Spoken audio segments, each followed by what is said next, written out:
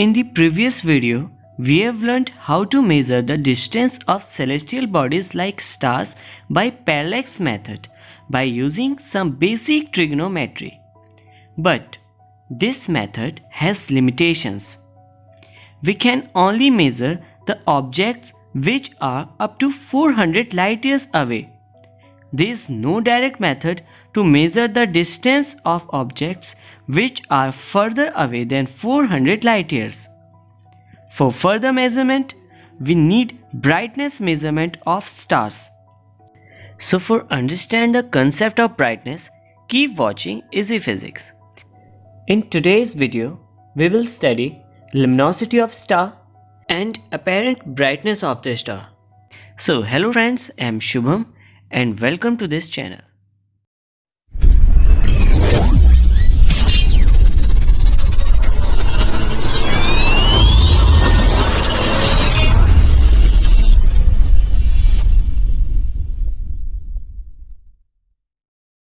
Let's start with luminosity.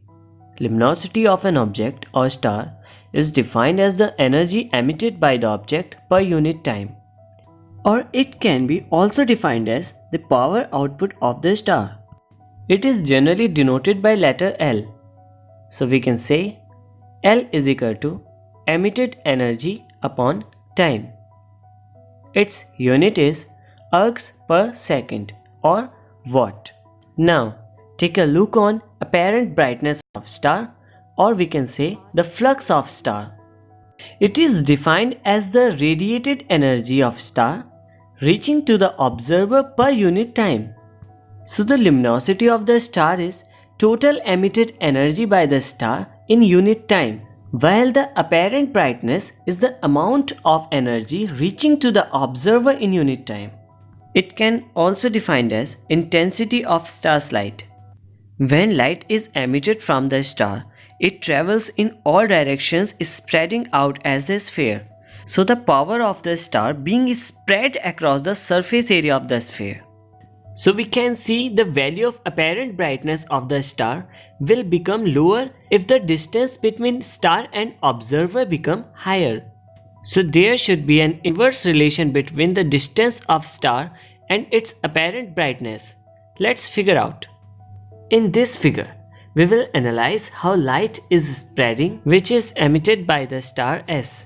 We can see the light is coming out from a square of area A at distance r from the star. Now if we take distance 2r instead of r, then by the property of congruent triangle, we can see the all sides of a square becomes double, and hence the area of this new square becomes 4 times than the previous square.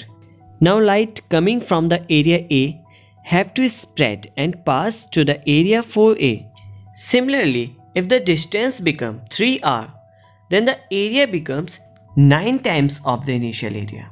So the light passing from the unit area A at distance 2r is 1 by 2 square of the light passing at distance r from area A. Similarly, the amount of light decreases by a factor 1 by 3 square when it passes from unit area A at distance 3r. So the conclusion is the apparent brightness of the star is inversely proportional to the square of distance between star and observer. So apparent brightness B can be written as B proportional L upon D square. This solid angle of a sphere is 4 pi. Therefore, we can write B is equal to L upon 4 pi D square. Let's see two examples. In the first example, there is a planet which revolving around a star. Planets do not have their own light. So when this planet comes between the sight of star and the observer, it blocks some fractions of star's light. So in the graph we can see the value of apparent brightness is constant until the planet is not blocking the light of the star. And when the planet is blocking the light, the observer will receive some less amount of light. Therefore, the graph is showing less brightness at that moment. So in the whole cycle, the apparent brightness is changing while the luminosity of the star is constant. The another example is when you are looking at two stars. Suppose the second star is at larger distance than the first star and you are getting the same apparent brightness of both stars. Then according to your data, both stars can be identical. And with this data, it is impossible to tell which star is bigger or further away. This is also a good example that our eye can see only in 2 dimensions, not in 3 dimensions. Now I hope you have understood these terms very well. So let's see what we are going to study in our next video.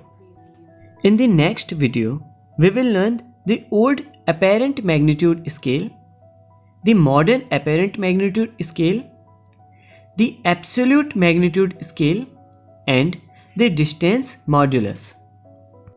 Thanks for watching this video. Press the like button if you like this and don't forget to subscribe this channel.